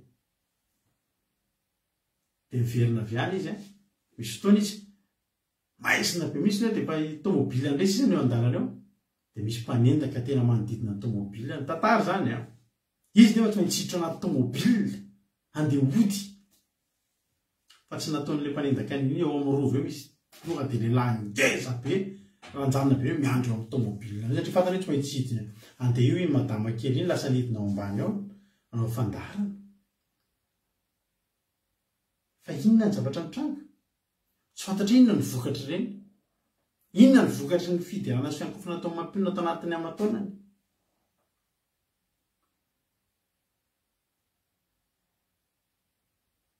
Za tamin'izany misy fotoana teteziny io radio io, irahan'ny pasiteranay mandeha mitoriteny karazana radio fika. Za moa efa tsy hanasa zany fa ao an-trano ihany miasa dia manana fotoana malalaka.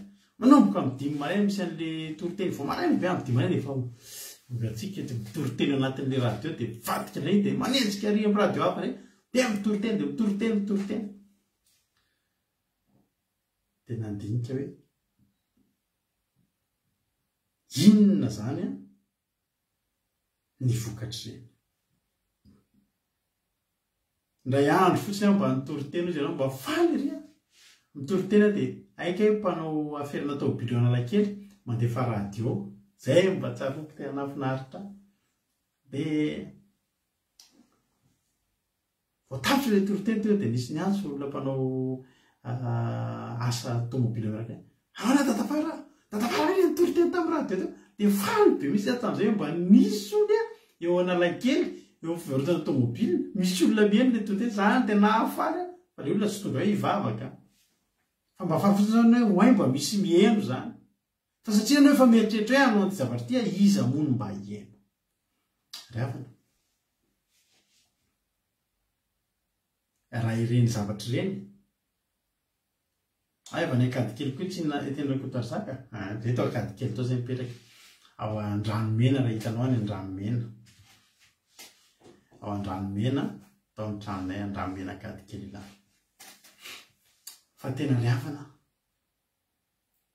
raha reny isy vokatra vao mahazo valiny reraka amin'ny mpanao asan'Andriamanitra. Fa marina ny teny vity manao hoe tsy ny vokatra ny jerin'Andriamanitra fa ny hetsika izay ataonao dia miandry ny anjaranao ianao. Ilay lehilahy anankiray namonjy an'ilay jiosy kely rehetra 50 taona taty aoriana rehetra efa olona 50 taona tonga misaotra azy tamin'ny zavatra izay nataony nefa olombelona. Andriamanitra ve rafana dia tsy mahita ny zavatra izay ataonao?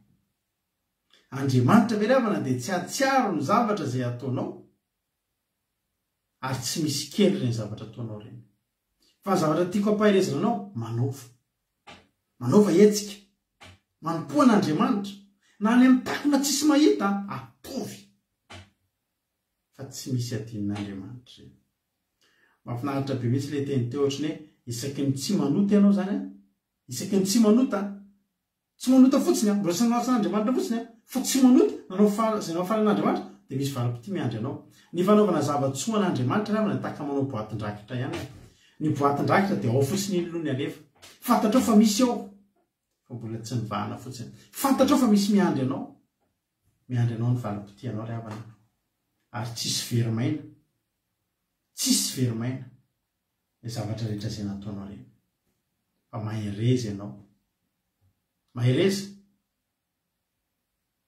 ary tsy mila miantsoantso kory ianao hoe Andriamanitra tsarovo zao fa za miteny anao androany amin'ny anaran'i Jesosy tsisy miafina amin'Andriamanitra ireny ary mahafaly azy ireny ary tena tiany sitrany ny amaly ianao. Izay hetsika ataonao rehetra tsy misy verimaina ary tena tsofoky rano mihitsy ianao amin'ny anaran'i Jesosy. Ny hetsika rehetra izay ataonao eto ianao mety mare sehatra farak'izay kely ty misy atsika ty fa zao sehatra farak'izay kely fa azadinao fa misy Andriamanitra mijery atsika eto fa afaka fanomboana nataonao androany tsofoko rano amin'ny anaran'i Jesosy Kristy tompony sabaty ianao fa hita ny valim-potianao ianao afaka firenena mena Andriamanitra ny valim-potianao ianao nitoroteny mena Andriamanitra ny valim-potianao ianao nampahery olona ray ianao androany nitondra-bavaka olona tany amin'ny takona tsisy nahita ianao androany fa nitondra-bavaka olona tany Andriamanitra miteny aminao androany araka ny tendrana baviliana tsy foana tsaikoa ny fikerezana rao ianao amin'i Jesosy fa misy valiny dia valiny tokoa mahereza tahiny tompo ho tsarovan'Andriamanitra ny izay nataonao miandry ny anjaranao ianao miandry ny anjara kadoanao ianao manova foana ny soa ho an'Andriamanitra manova zavatra ho an'Andriamanitra foana na tsy midonana amin'ny olona ary Andriamanitra mahita ny temponao nanao an'io zavatra io mahereza zany rasana babo zany tia ianao Jesosy hivavaka tsika ao aorianan'ity iray ity amen.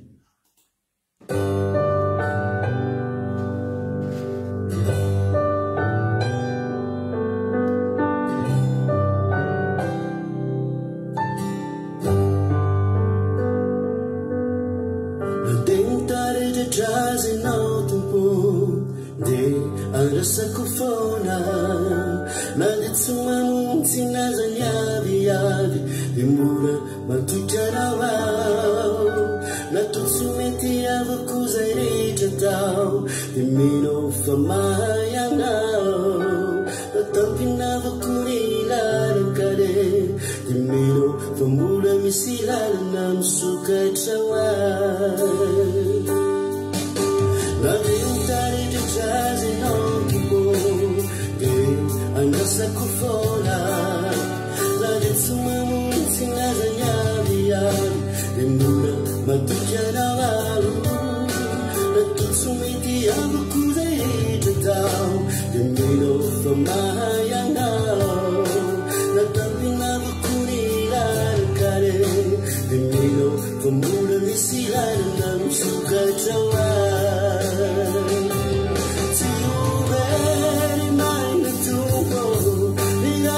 Sukulataka, niluan curiku kanibabaka, ditarai natangau, dayang luar, itungan yang zeri, itungan bari babaka yewan tani, fifari nawai, yang kita nifamun zenau.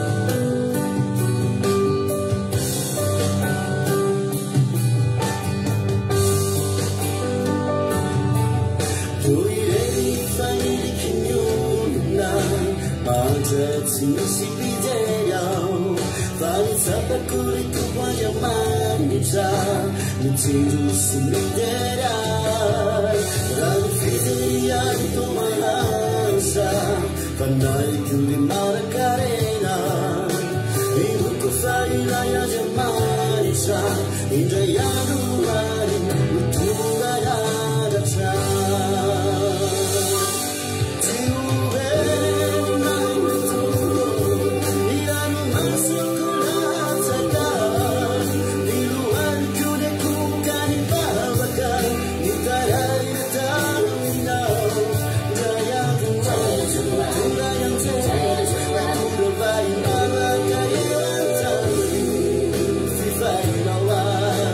Yeah.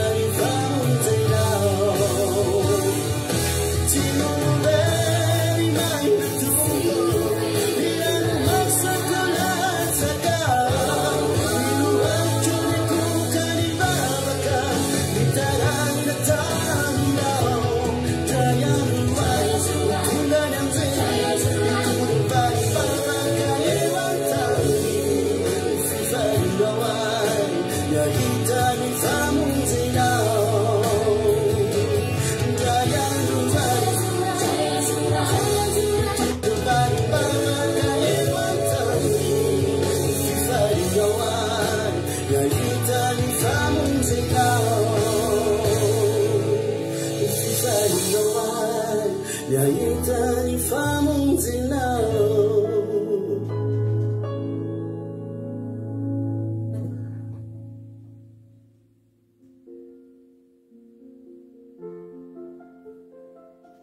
Alleluia.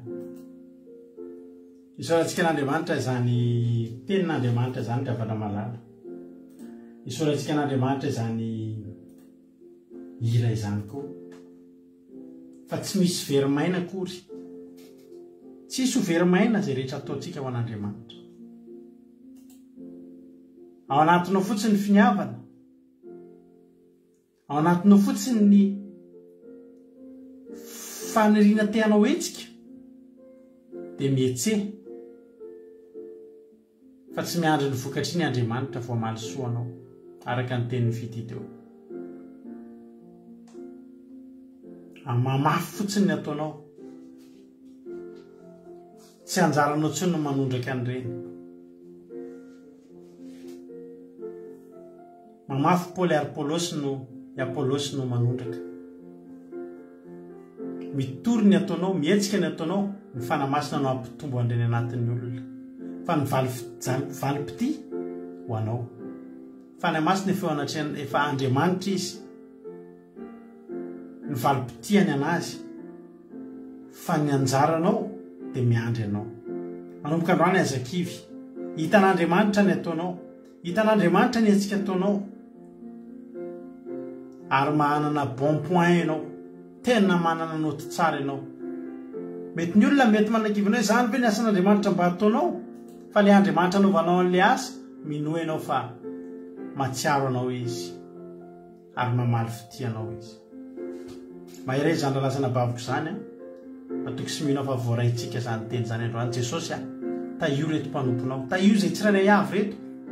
Fa raha mbola velonaina koa dia anao etsika ho anao, etsika ho anao, etsika ho an'ny fanjakanao, hitondra vokatra ho an'ny fanjakanao Jehovah'Andriamanitra. Etsika ho an'ny fanjakanao Andriamanitra. Etsika anao ny asanao Jehova. Omeo hery, amasindro mendrika anao. Saotra Jesosy. Dia raha laza saotra ho anao. Ary voninahitra ny ho anao ray tsy to. Ezaka tsy voalaza fiteto Jesosy. Fohy ny fotoananay ary fohy koa ny fisainanay. Fa mihoatra lavitra anao izay manetreretinay Jehova. Dia izany no ataonao amin'ny olona rehetra izay tonga teto androany. Amaly fitiana dia mifatongavan'ireo olona ireo miaro toreto aza Jehovah'Andriamanitra. Dia tsy ho adinonao izany. Fa tena hoe amaly fity tokoa anenao. Hitondra kadô tokoa anenao. Ary hitondra valipity. Saotra Jehovah'Andriamanitra. Ny devosy Satana faritra am'ralantsy afa kitsaingo ka na dia litera ray tamin'izay tenina fafy teto androany. Fa hamoa avy zato teny ampondra reto olona tsirairay avy eto. Misy saotra Jesosy malalo. Halleluja. Amen. Hivavaka isika ho an'ny firenena amin'izao fotoana izao a. Dia andao ampandrosoantsika ny anabavitsika Erika hivavaka ho an'ny firenena. Tany tompo raha anabavy Erika hanao ny fitenenana. Sosy pastera dia tany Jesosy ihany koa tsika tsirairay avy izay manaraka tsy tapaka ny vavaka firenena amin'ny tiary ity. Iara hivavaka indray azy tsika amaranana fotoana sy ho an'ny firenena. Andriamanitra iray tsara indrindro, mbola misaotra sy mibera mankalaza ny anarana andresay amin'ny tiary ity. Mankasitraka Jesosy no ny fitantarana amin'ny fiainana tsirairay avy satria matoa izay mbola tonga eto, mareny teninao dia mbola ny famindraponao sy ny fitiavanao anay no mbola matoy izao anay. Saotra indrindra Jesosy fa tena hoe tsampanay fa nanatrika teto tokoa ianao ary tena nilaza taminay tsirairay avy, niteny taminay tsirairay avy tamin'ny alalan'ny teninao. Mankasitraka tamin'izany teny mamy izay nampitondrainao mpanomponao izany, izay tena hoe mampianatra indray, hiverina tena hoe hitandrina tanteraka ny fahamarinanao, hitandrina ny sabata masinao izany Jehova ray io, fa tena hoe anamasina ny tenanay izay. Saotra Jesosy fa tena hoe mampihetsika ny fona indray ianao mba tena hitombo indray ny ara-pananay, hitombo indray ny fitiavanay ianao sy hitombo ihany koa ny asa fanompoana ianao Andriamanitra satria ireny rehetra ireny dia anaovanao hetsika lehibe eo amin'ny fiainanay ka amalianao fitianay Jesosy. Tsy miandry zavatra be ianao fa ny fonay mangetaetanao fotsiny dia efa ampy anomezanao fifaliana, anomezanao fitiavana, anomezanao zavatsoanay tsirairay avy izay mitandrina mitidinao. Dia ndreto izay Jesosy mbola namafy ny fanoloran-tenanay, mbola anao izay sitrakao Andriamanitra, mbola ampitombo ny finoana ty anatinay, mbola ampirehatra indray ny fitiavanay anao Andriamanitra, satria fantatray loatra fa raha miala aminao izay dia tsy ahita fitahiana, tsy ahita ninina amin'ny tenanay, fa ianao Jesosy nefa manome tsara indrindranay. Dia izany indrindra Tompo malala mbola mahatonga anay tsirairay avy reto satria mbola mangetaetanao izay, mbola te hitombo ny ara-panahinay Andriamanitra. Ka zenenao izany teny izany Jesosy mba tena hoe haniry aty anatin'ny fonay izany teny izany, hitondra votsara eo amin'ny fiainanay Andriamanitra, ampitombo anay amin'ny asa fanomponanao mba tsy ho kely, mba tsy ho reraky izay na ho kivy amin'ny fanaovana ny asanao, satria indray Jesosy mety reradreraky izay rehefa tsy mahita valim-potia amin'ny olona, fa nefa kosa nefa ianao dia efa manao hetsika lehibe ao an-danitra ao manome valim-potianay tsirairay avy izay manao ny asanao. Dia misaotra indrindra Tompo malalo nangatanay ny fananao masina hikasika ny tsirairay avy hitahiry an'izany teny izany sy dirovaray eo, satria fantatray fa izany teny izany matotonga ny latsaka tety dia tianao ady tanteraka an'izany teny izany amin'ny olona tsirairay avy ianao, tianao ho fantatry ny olona tsirairay avy fa ianao ny Jehova mpamaly fitia ary mpamaly vavaka amin'ny tsirairay avy. Reto ankoa Jesosy mbola tondra mibavaka manokana amin'ny firenenay, hitanao Jesosy amin'ny firenenay izany, tsisy miafina aminao ny amin'izany firenenay izany, fa mbola ao anatin'ny ady Jesosy fantatrao fa ianao rery ihany afaka mamonjy amin'ny firenenay, ianao rery ihany afaka manafaka ny firenenay amin'ny ady izay lalovany Jehova ray, ka nangatanay dia hijery manokana ny vahoaka malagasy ianao, satria maro ny kristianao Andriamanitra, maro ny tena mitoky sy mivavaka aminao, dia mba tsarovy reny kristiana rehetra sy reny olona mivavaka aminao reny Andriamanitra, amalio fitia Andriamanitra mba ho an'ny firenenay io.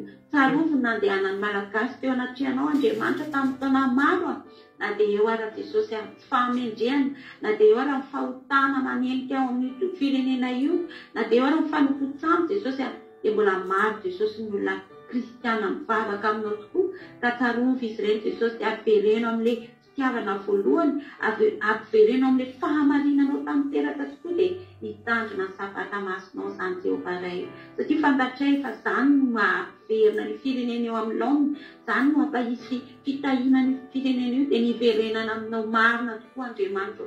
Dia izany mba irarinay Andriamanitra sy mba hitalahonay aminao mandrakariva ny anindranao fo avoaka malagasy, ary nijerenao manokana ny firenenay na ambara tonga iny io Jesosy, indrindra reny olona any anaty fonja, ny olona mahantra, ny olona maratra, dia kasio izy ireny Jesosy, fangio amin'ny alehibe indrindra fonao mba hitodika aminao nitavan'izy ireny, mba tena metraka amin'ny fiainan'izy ireny eo belatsaranao, satria ianao rery ihany no azo hitokiana amin'izao andro faran'izao, ianao rery ihany ny fanantenanay Andriamanitra, dia jerevy manokana izany firenenay izany, fa maninay loatra satria mbola maro be ny fianakaviana eo amin'ny firenenay io, anindrao fo izy ireny Jesosy amin'ny alalanay ihany Jesosy, satria tena mbola feno haitiny izany firenenay izany, feno fahotana Jesosy, ianao ny hijery manokana an'ireny olona izay nandeha teo anatrehanao reny, ka hamaly fitia azy ireny tsirairay avy. Ankehitriny izay Tompo malala raha andeha atory dia ankinay feno am-pelatananao izao andro izao, mba tena hitondra toromaso mamy sy fahasambarana ho anay tsirairay avy, ka nanarehan'izany teny izany indray zay dia anana fanantenana lehibe ary hifikitra aminao, ary mbola atoky anao sy hitandrina ny fahamarinanao sy hanamaso tena eo anatrehanao mandrakariva Jehova ray eo, dia aoka ny fananao masina ny hitaridalananay mandrakariva ny olo-tsainanay, raha miala eto izay dia fananao masina iny koa mbola toetra izany teny izany, sy andalindalo fotsiny aty anatinay izany. Dia misaotra Jesosy malalo dia voninahitra ho anao rery ihany. Aleluia, amen. Aleluia. Ankasitraka ny ranam-bavelikatsika tamin'izany vavaka matsiro sady mamy namarana ny fotoana izany, dia Andriamanitra manaka pasoavana mahaly fitianao, tombosa dia mitombo fahasoavana, dia araka ny toriteny toe tsy ho verimaina akory izany hetsika nataonao izany, fa dia izy fariny lehibe tokoa. Dia filazana farany manao teny roa ihany fa raha tsy miova ny programmanay a dia tsy ho eto kely zay rapitso zany hoe ny après-midi zany zay a andeha lavilavitra kely ho any ambadimbadiky Paris any zay menakavy kely a ny dikan'izany dia mety tsy tafaverina rapitso satria ny lalana lehany fotsiny 3 heures latsaka ny trajet a dia miverina zay mazava ho azy 3 heures latsaka ihany koa mety tsy ho tafody ara-potoana zay a dia miteny aminareo zany hoe raha tsisy ny fandalina rapitso a dia tonga dia amin'ny sabata maraintsika mihoana amin'ny commencement akira izay rahana amin'ny rahalahy Jonathan sy rahalahy Tojo dia avirentsika anaty Zoom dia aveo anaty fotoam-bavaka fa mety tsisy zany fandalantsika rapitso alina dia azagaga ianareo raha tsy misy ny fandalina rapitso zany a raha tsy tafaverina ara-potoana zay moa raha tafaverina zay a dia mety isy any fa nefa ny azo antoka aloha hoe mety tsy isy fa dia samy tahiny tompo a samy mahery bonne nuit daholo a dia samy miarika tontolo andro mahafinaritra be rapitso a amarana herinandro amin'ny fomba miavaka ianao amin'ity herinandro ity ho tahiny tompo a dia mahery ezatra any hatrany a halleluia amen. Akiradio.radio12345.com afahanao mihaino nonjapeo akiradio akiradio.radio12345.com mihaino finaritra daholo a samy tahiny tompo a halleluia amen.